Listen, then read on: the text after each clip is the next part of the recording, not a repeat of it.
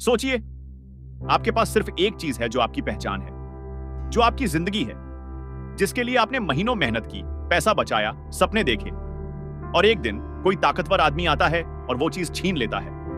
बस यूं ही, बिना पूछे, बिना परमिशन के। और जब आप विरोध करते हैं तो वो हंसता है और कहता है, तू कौन होता है रोकने वाला? मैं ले लिया तो ले लिया। आपके अंदर क्या जागेगा उस मोमेंट में?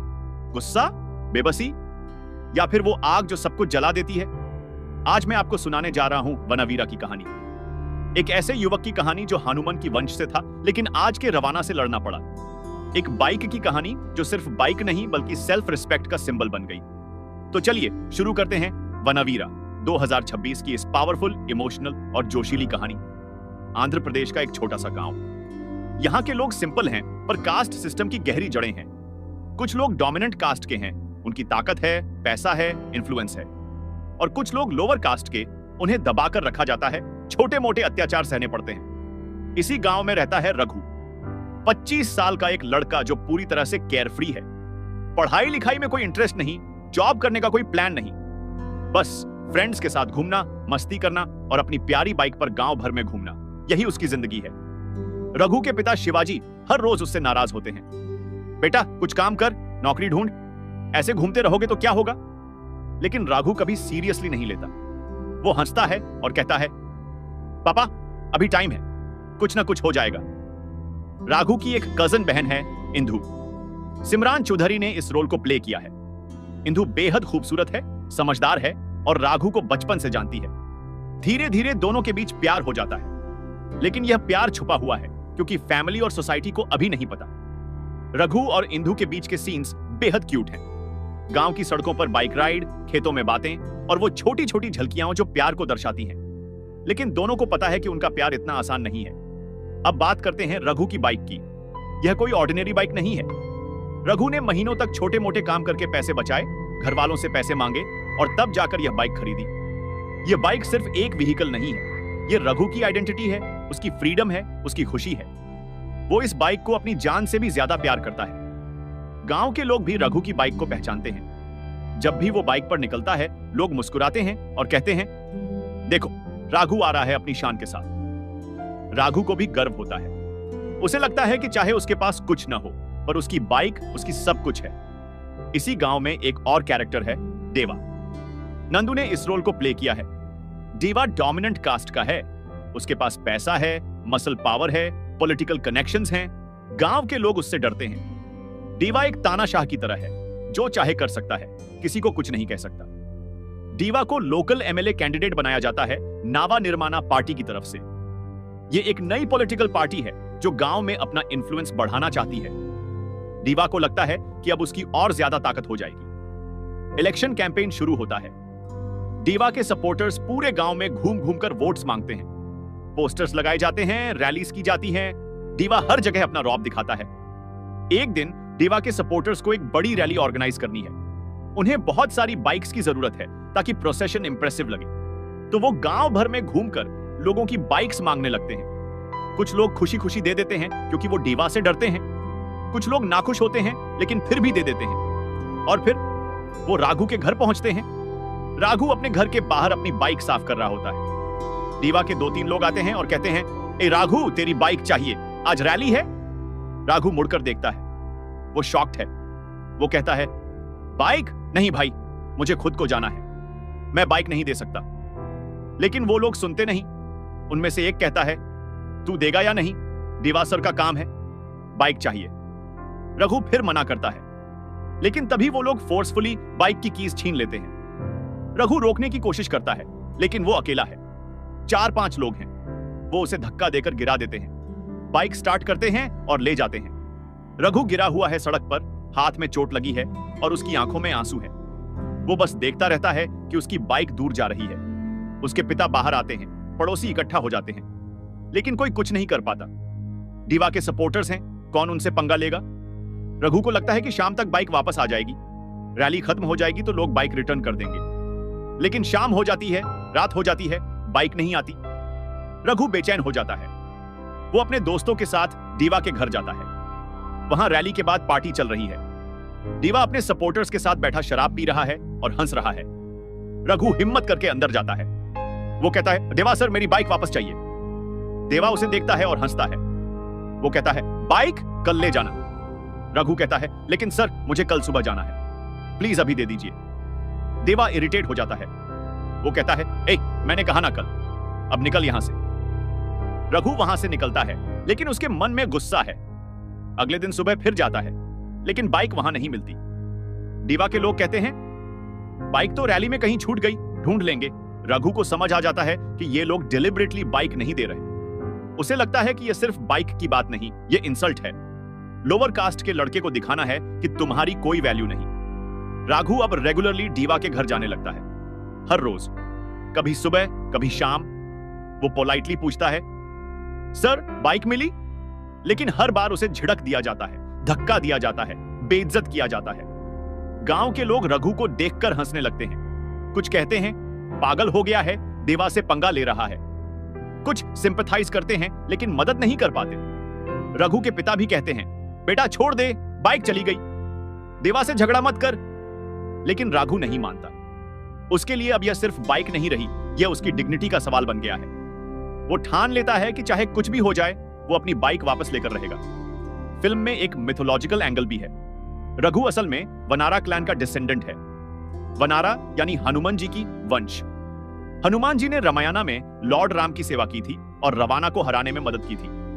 फिल्म के कुछ सीक्वेंसेस में यह दिखाया जाता है कि राघु के खून में वही हनुमान जी की स्ट्रेंथ और करेज है, लेकिन वो अभी तक सोया हुआ था। अब जब उसके साथ इतना बड़ा अन्याय हो रहा है, तो उसके अंदर का वो वानर जाग रहा है। एक रात रघु एक सपना देखता है।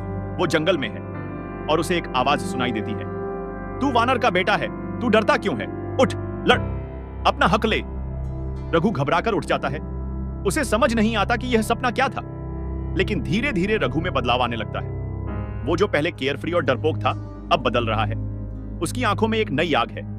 वो अब और ज्यादा डिटरमिन्ड है। फिल्म में कुछ सीन्स में हनुमान चालीसा बजता है बैकग्राउंड में। जब राघु गांव में घूम रहा होता है, लोगों से बात कर रहा होता है या फिर दीवा के घर जा रहा होता है, तब यह संगीत एक डिवाइन फीलिंग देता है। यह दिखाता है कि राघु अब सिर्फ एक ऑर्डिनरी लड़का नहीं रहा, वो एक मिशन पर है। लेकिन यह मिथोलॉजिकल एंगल थोड़ा फोर्स्ड भी लगता है। क्रिटिक्स ने कहा कि फिल्म ने इसे प्रॉपर्ली डेवलप नहीं किया, बस कुछ सीन्स में दिखाया और छोड़ दिया। इससे स्टोरी में थोड़ा कंफ्यूजन होता है। दिन गुजरते जाते हैं, रघु की बाइक अभी तक नहीं मिली। अब सिचुएशन और गंभीर हो जाती है। दीवा के सपोर्टर्स रघु को धमकाने लगते हैं। वो उसके घर आते हैं और कहते हैं, तू देवा सर से पंगा ले रहा है, कॉन्सिक्वेंसेस भुगतने के लिए तैयार रह। एक दिन रघु घर से बाहर निकलता है तो कुछ लोग उसे घेर लेते हैं। वो उसे मारना शुरू कर देते हैं। रघु लड़ने की कोशिश करता है, लेकिन वो अकेला है और वो लोग ज्यादा हैं। उसे बुरी तरह पीटा जाता है। इंदु यह सब देखती है और रोने लगती है। वो रघु को संभालती है।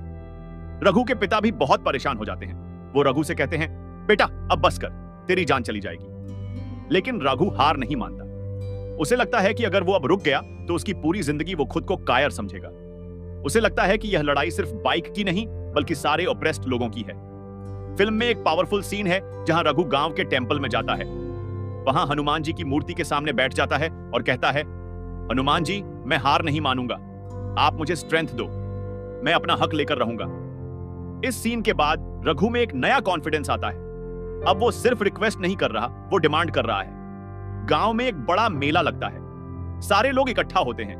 दीवा भी वहां आता है क्योंकि इलेक्शन नजदीक है और उसे पब्लिक में दिखना है। वो स्टेज पर चढ़कर स्पीच देता है, मैं आप सबकी सेवा करूंगा, मैं गांव का डेवलपमेंट करूंगा। लेकिन तभी भीड़ के बीच से रघु खड़ा हो जाता है। वो लाउडली कहता है, देवा, मेरी बाइक कहां है? सारी भीड़ चुप हो जाती है। देवा शॉक्ड है। उसे नहीं लगा था कि रघु पब्लिक में उसे चैलेंज करेगा। देवा हंसने की कोशिश करता है और कहता है, कौन है ये सिक्योरिटी, इसे बाहर निकालो। लेकिन राघु रुकता नहीं। वो आगे बढ़ता है और फिर से कहता है, तुमने मेरी बाइक ली, महीनों हो गए, तुम वापस नहीं कर रहे, यह जुल्म है। सबके सामने बताओ मेरी बाइक कहां है। अब लोगों को पूरी स्टोरी पता चलती है। कुछ लोग विस्पर करने लगते हैं, हां, दीवा के लोगों ने उसकी बाइक ली थी, यह तो गलत है। बेचारा लड़का। देवा को गुस्सा आ जाता है। वो स्टेज से उतरता है और रघु के पास जाता है। वो उसे थापड़ मारता है और कहता है, तेरी हिम्मत कैसे हुई मुझसे ऐसे बात करने की? राघु गिर जाता है, लेकिन फिर उठता है। उसकी आंखों में आंसू हैं, लेकिन गुस्सा भी है। वो कहता है, मार लो मुझे, लेकिन मेरी बाइक वापस दो। ये मेरी जिंदगी है, ये मेरी पहचान है। ये सीन बेहद इमोशनल है। कुछ लोगों की आंखों में आंसू आ जाते हैं, लेकिन कोई बोलता नहीं। दीवा इतना पावरफुल है कि कोई उसके खिलाफ नहीं जा सकता। दीवा के सपोर्टर्स रघु को वहां से खींचकर ले जाते हैं और बाहर फेंक देते हैं। मेला फिर से शुरू हो जाता है, लेकिन लोगों के मन में अब एक डाउट आ गया है। क्या दीवा सच में अच्छा लीडर है? इस पब्लिक ह्यूमिलिएशन के बाद दीवा और ज्यादा एग्रेसिव हो जाता है। उसे लगता है कि रघु ने उसकी बेइज्जती की है और अब उसे सबक सिखाना पड़ेगा। एक रात दीवा के लोग रघु के घर आते हैं, लेकिन रघु घर में नहीं होता। उसके पिता शिवाजी घर में अकेले होते हैं। वो लोग उन्हें ढूंढते हैं और उनसे कहते हैं, अपने बेटे को समझाओ, देवा सर से पंगा लेना बंद करे। शिवाजी डरे हुए हैं। वो कहते हैं, मैं समझाऊंगा, प्लीज जाओ यहां से। लेकिन वो लोग नहीं जाते। वो शिवाजी को धमकाते हैं। इसी बीच रघु घर वापस आता है। वो अपने पिता की हालत देखता है और गुस्से में आ जाता है। वो उन लोगों पर टूट पड़ता है। फाइट होती है। रघु अकेला है, लेकिन वो बहादुरी से लड़ता है। लेकिन तभी एक ट्रेजिक घटना हो जाती है। फाइट के बीच में शिवाजी बीच में आते हैं रघु को बचाने के लिए, और एक्सीडेंटली किसी के हाथ से एक आयरन रॉड गिरता है जो शिवाजी के सिर पर लग जाता है। शिवाजी वहीं गिर जाते हैं। खून बह रहा है। रघु चिल्लाता है, पापा पापा। वो लोग डर कर भाग जाते हैं। रघु अपने पिता को उठाकर हॉस्पिटल ले जाता है, लेकिन बहुत देर हो चुकी होती है। डॉक्टर्स कहते हैं, हम कुछ नहीं कर सकते, इंटरनल ब्लीडिंग बहुत ज्यादा है। कुछ घंटों बाद शिवाजी की मौत हो जाती है। रघु टूट जाता है। उसका पूरा सांस रुक जाता है। उसे विश्वास नहीं हो रहा कि उसके पिता चले गए, और वो भी इस तरह, सिर्फ एक बाइक के लिए। इंदु भी वहां आती है। पूरा गांव इकट्ठा हो जाता है। सब शॉक्ड हैं। रघु अपने पिता की बॉडी के पास बैठा रो रहा है। उसके मन में सिर्फ एक ही थॉट है, यह सब मेरी वजह से हुआ। अगर मैं बाइक के लिए नहीं लड़ता तो पापा आज जिंदा होते। शिवाजी का अंतिम संस्कार होता है। रघु बिल्कुल चुप है। वो कुछ नहीं बोल रहा, बस अंदर से टूट चुका है। इंदु उसे संभालने की कोशिश करती है, लेकिन रघु किसी से बात नहीं कर रहा। 3 दिन बाद रघु अचानक उठता है। उसकी आंखों में अब दर्द नहीं बल्कि गुस्सा है। वो डिसाइड कर चुका है कि अब बस, अब और नहीं सहेगा। अब वो दीवा से अपना हिसाब चुकाएगा। रघु अपने कुछ फ्रेंड्स को बुलाता है। गांव के कुछ और युवक भी जो दीवा से परेशान हैं, वो सब आते हैं। रघु उनसे कहता है, हम सालों से सहते आ रहे हैं। दीवा जैसे लोग हमें कुचलते आए हैं। अब बहुत हो गया, अब हम लड़ेंगे। शुरू में लोग डरते हैं। कोई कहता है, रघु, देवा बहुत पावरफुल है, पुलिस उसके साथ है, पॉलिटिशियंस उसके साथ हैं, हम कैसे लड़ेंगे? लेकिन रघु कहता है, डर से कुछ नहीं होगा। अगर हम सब साथ मिलें तो हम जीत सकते हैं। धीरे धीरे और लोग रघु के साथ जुड़ने लगते हैं। वो सब जो ईयर्स से ऑप्रेस्ड थे, जिनके साथ छोटे मोटे इनजस्टिसेस हुए थे, वो सब अब एक साथ आ रहे हैं। रघु एक मूवमेंट की तरह बन जाता है। फिल्म का बैकग्राउंड म्यूजिक यहां बेहद पावरफुल है। विवेक सगार ने जो म्यूजिक कंपोज किया है, वो पूरे सीन को एलिवेट करता है। ड्रम्स बज रहे हैं, हनुमान चालीसा बज रहा है, और रघु की आर्मी तैयार हो रही है। इलेक्शन के ठीक एक दिन पहले रघु और उसके साथी दीवा के घर पर पहुंचते हैं। इस बार वो रिक्वेस्ट करने नहीं बल्कि डिमांड करने आए हैं। इस बार वो अकेला नहीं है, उसके साथ 50-60 लोग हैं। दीवा अपने घर में है, उसके सपोर्टर्स भी वहीं हैं। जब उन्हें पता चलता है कि रघु आ रहा है एक भीड़ के साथ, तो वो भी तैयार हो जाते हैं। दोनों साइड्स में टेंशन है। रघु सामने आता है। वो देवा को देखता है और कहता है, देवा, आज तुम्हें मेरा जवाब देना पड़ेगा। तुमने मेरी बाइक ली, मेरी बेइज्जती की और मेरे पिता को मार दिया। अब तुम यह सब भुगतोगे? देवा हंसता है। वो कहता है, तू मुझे सबक सिखाएगा? तू जानता है मैं कौन हूं। रघु कहता है, हां, मैं जानता हूं तुम कौन हो। तुम आज के रवाना हो और मैं हनुमान का वंशज। यह डायलॉग सुनकर सारी भीड़ में एक एनर्जी आ जाती है और फिर फाइट शुरू हो जाती है। दीवा के सपोर्टर्स बाहर आते हैं। रघु और उसके साथी भी लड़ने लगते हैं। यह फाइट बेहद इंटेंस है। पंचेस, किक्स, स्टिक्स, सब कुछ चल रहा है। रघु अपनी पूरी ताकत से लड़ रहा है। उसे अपने पिता की याद आ रही है, अपनी बाइक की याद आ रही है और सालों की बेइज्जती की याद आ रही है। फिल्म का क्लाइमैक्स बेहद रॉ और रियलिस्टिक है। यहां कोई सुपर हीरो नहीं है, कोई मैजिक नहीं है। बस 2 ग्रुप्स हैं जो लड़ रहे हैं। रघु भी इंजरीज ले रहा है, लेकिन वो नहीं रुकता। आखिर में रघु डायरेक्टली डीवा से भिड़ता है। दोनों के बीच हैंड टू हैंड फाइट होती है। डीवा फिजिकली मजबूत है, लेकिन रघु के पास डिटर्मिनेशन है। रघु उसे मारते मारते कहता है, यह मेरे पिता के लिए है, यह मेरी सेल्फ रिस्पेक्ट के लिए है। देवा फाइनली गिर जाता है। वो हार गया है। उसके सपोर्टर्स भी भाग जाते हैं। रघु और उसके साथियों ने जीत हासिल की है। फाइट के बाद पुलिस आती है, लेकिन इस बार गांव के लोग रघु के सपोर्ट में हैं। वो पुलिस को बताते हैं कि डीवा ने क्या किया था, कैसे उसने रघु के पिता को मरवाया। पुलिस इन्वेस्टिगेशन शुरू करती है। विटनेसेस आगे आते हैं। डीवा की सारी करतूतें सामने आ जाती हैं। आखिरकार डीवा को गिरफ्तार कर लिया जाता है। इलेक्शन से पहले ही उसका पॉलिटिकल करियर खत्म हो जाता है। और फिर रघु को अपनी बाइक मिल जाती है। वो बाइक डीवा के गोडाउन में पड़ी हुई थी, बहुत खराब हालत में। बट रघु को फर्क नहीं पड़ता।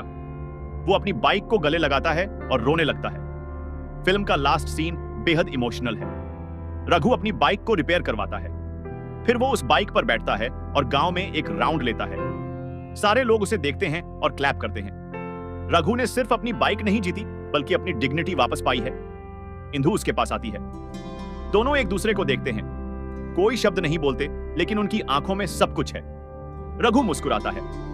लाइफ अब फिर से शुरू होगी।